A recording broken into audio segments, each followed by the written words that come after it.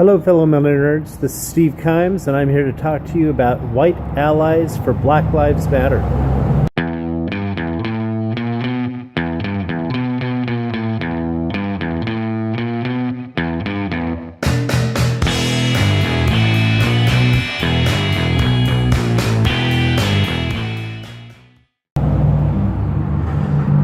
I'm here in the middle of my gentrified neighborhood, which has kicked out the black folks and moved in a bunch of white folks, to talk to you about Black Lives Matter.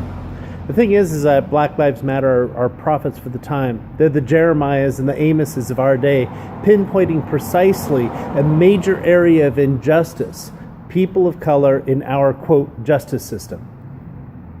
As whites and as representatives of Jesus Christ, we need to support the prophetic action that God has put at this place and this time to challenge the empire of the world of their sin. And this means that we need to allow people of color to have the leadership as we stand back and allow them to be the main spokespeople.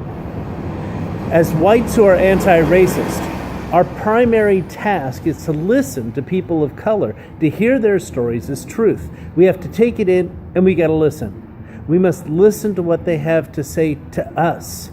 Listen to their stories. Now, a great place is to start with Callie Holloway's article called 11 Things White People Can Do to Be Real Anti-Racist Allies. This has been published on Alternet. She interviewed multiple people of color, asking them how it is that we as white allies can help. And we need to pay attention to them. In fact, it was Kara Brown of Jezebel who told us that we needed to listen to them. So, this is the kind of thing that we need to do. There's so many agencies of justice, especially for the poor, have privileged people standing for the sake of those who are the target of injustice. There are many national organizations or local organizations that speak for the poor, speak for other folks, and yet they're not of the poor themselves. It is essential for us who are white and who are privileged and who are not poor, to stay in supportive positions, allowing people of color and poverty to stand up for their own issues. This doesn't mean that we can't speak out our minds, but we must allow people of color to speak as much as we can.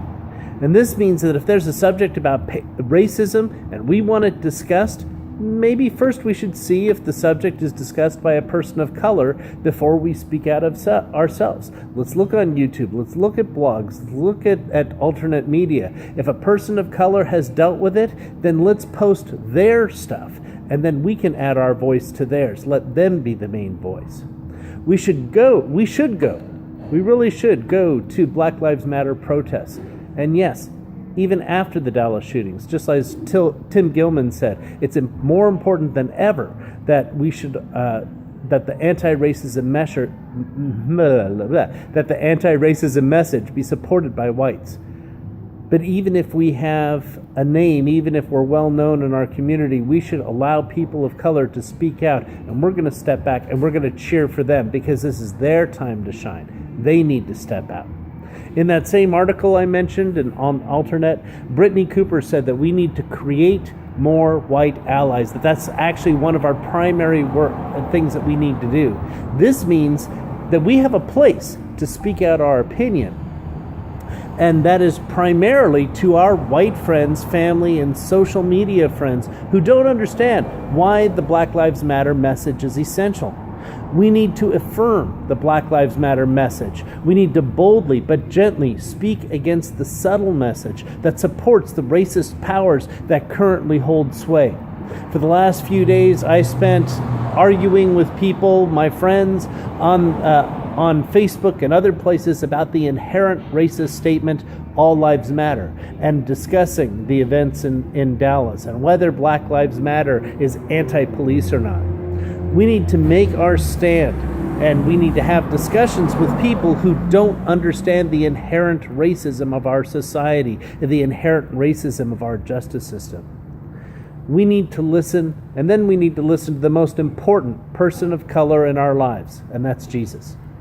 He said that our path is a path of humility, of lowering ourselves. And that doesn't mean talking ourselves down, but in reality, stepping down the ladder of power and success so that others might take our place. Let us go ahead and step down, give our places of power to those who need a voice, to those who need that place more than we do.